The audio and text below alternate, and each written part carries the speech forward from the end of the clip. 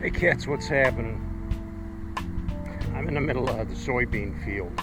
Well, not in the middle of it. I'm actually on the edge of it. Our property's right over there. I kept hearing this humming over here like somebody was running a leaf blower. And then I realized it's time to cut beans. And I can see the cloud of soybean dust over there. Now I learned something here. These are the soybeans, okay? They look like little fuzzy bean pods. And you know when they're ready to cut, if you squeeze them and roll them a little bit, the pod just breaks apart. That's how you know they're ready to cut. So they're cutting beans.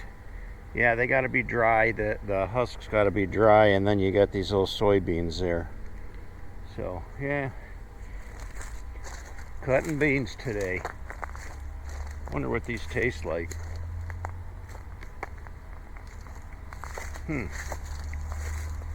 Not much flavor.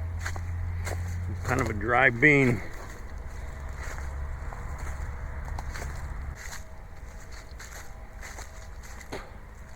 I wouldn't recommend eating raw soybeans. They're kind of stuck in my teeth now. Anyway, I was going to go down and show you the big hornet nest, the giant hornet nest. Kind of a big concern. Found out that they're kind of an invasive species and they kill honeybees. So all the neighbors and everybody was telling me, I mean, I'm still spitting out soybeans. All the neighbors have been telling me, you got to call an exterminator and get rid of those things. Well, Itchy don't need no exterminator. I can take care of most anything myself. At least I try to. So I used a couple of different chemicals. I have this stuff called Cyper that I bought online from a place called Do It Yourself Pest Control.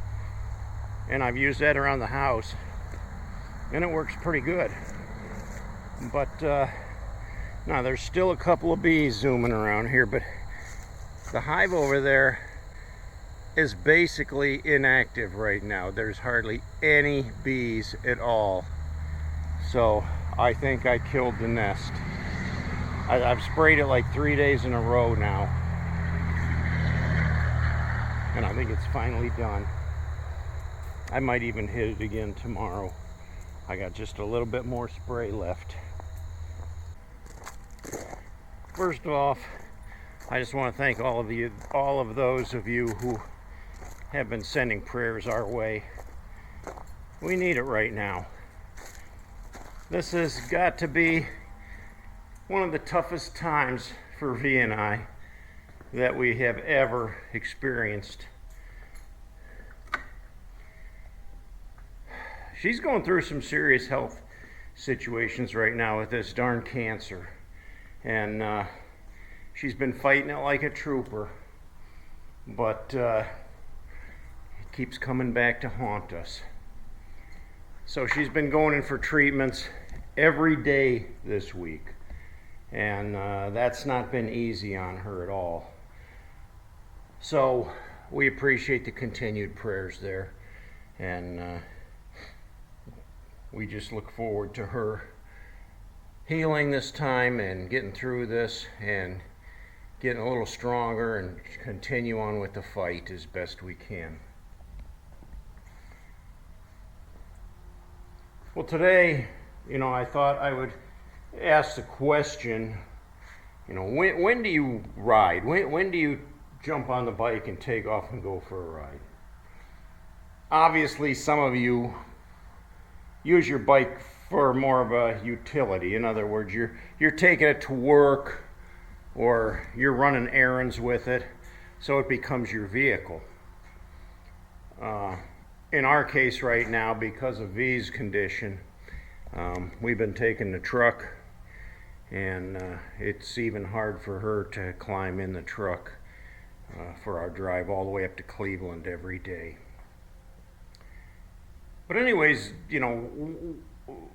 when do you ride? So for me, finding time to ride is not easy. Aside from our medical appointments at the hospital or the doctors, places we got to be, even doing simple things like picking up groceries or cutting the grass, that takes up a lot of our time, a lot of our time. And I barely have time to go riding right now. So the question comes up, when do you ride? Do you mow the lawn first? Do you do the housework? Do you repair the ceiling fan or the clothes dryer? Do you rake the leaves? Do you weed the garden? Or do you just say, the heck with anything, I'm riding first, and put, your enjoyment before responsibility? I know there's a lot of people that do that just throw everything to the wind and say, I'm jumping on the bike and going. I don't care what anybody says. The weather's nice. The weather's right. I need some R&R. I'm gone. I'm not the kind of guy that can do that, though. I'm the guy that I'm always worried about. I got to get this done. I got to get that done. I've got this to finish up. I've got this broken thing to fix. I've got to carry this out.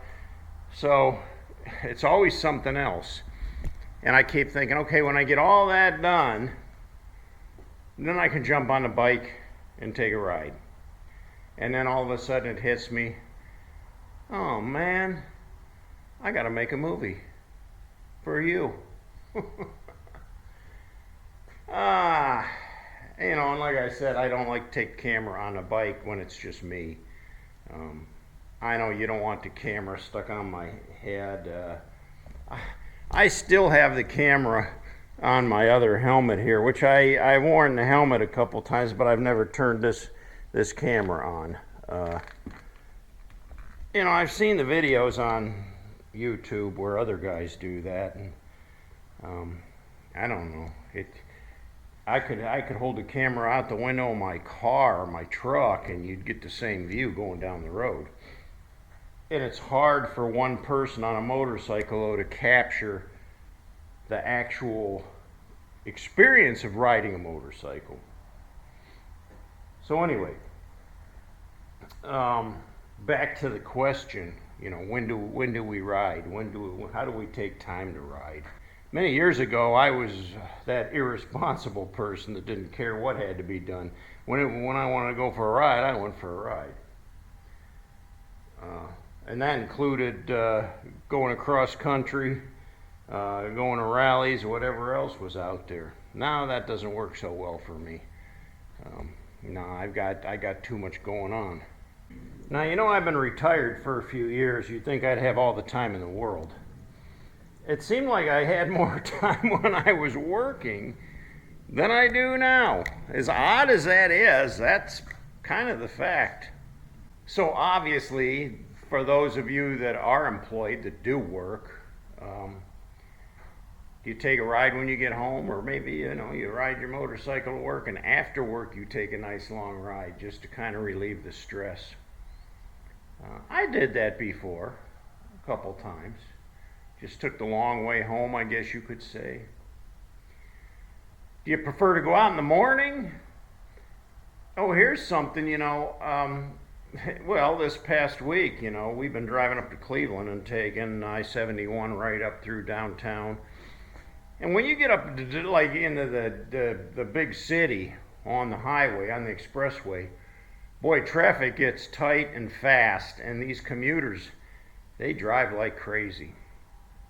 And I've walked, actually, and when we leave to head up there, it's still dark. We're waking up at 5 a.m., and when we're heading out the door, it's still dark out. And we're going up there towards Cleveland, and I'm seeing guys riding on Harleys up there, heading to work. And I think, boy, I would hate that commute, in that heavy traffic in the morning, driving up there to work. That's got to be frightening. Now I noticed one thing that almost every bike on the highway that I see, they run in the hammer lane and they keep a good speed rolling, so they don't have anybody come on up on their rear end, and they're not changing lanes. They're not over in one of the middle lanes or the side lanes where perhaps somebody would merge into them. They stay right in that hammer lane. They're all honking along at a pretty good clip. So I guess that's the way to ride when you get into heavier traffic, to stay ahead of it. Keep rolling. Not much of an enjoyable ride, though. At least I wouldn't think so. I think it would be a high-stress ride, riding in the city. And for those of you that have to do that, maybe you get used to it after a while. But to me, to watch these guys running down that highway, I'm usually running about 10 miles over the speed limit, and they're actually blowing past me. So they're going over the speed limit for sure. It's a little cooler in the morning, though. I mean, the mornings right now are probably in the 60s, so it's a very comfortable ride right now to be out in the morning. The afternoons are staying pretty hot and muggy, so still a nice time to ride, though, because once you get some air blowing on you, it can be pretty comfortable. What about, you guys at work when you get a lunch break? Do you ever take the bike out on a lunch break? That's kind of invigorating. It's like walking out of there and just getting a breath of fresh air, for maybe the 30 minutes or maybe an hour you get for your lunch break. Just going out and blowing some stink off and then coming back all relieved. And, yeah, that's right. I just took a motorcycle ride. Done that a couple times too. But here I am in retirement now. And right now at this point in our lives, this thing is at the bottom of the list as far as things to do, because I'm out here in the garage right now, and I feel like I should be in the house helping my wife in the situation she's going through right now. I feel so bad for her.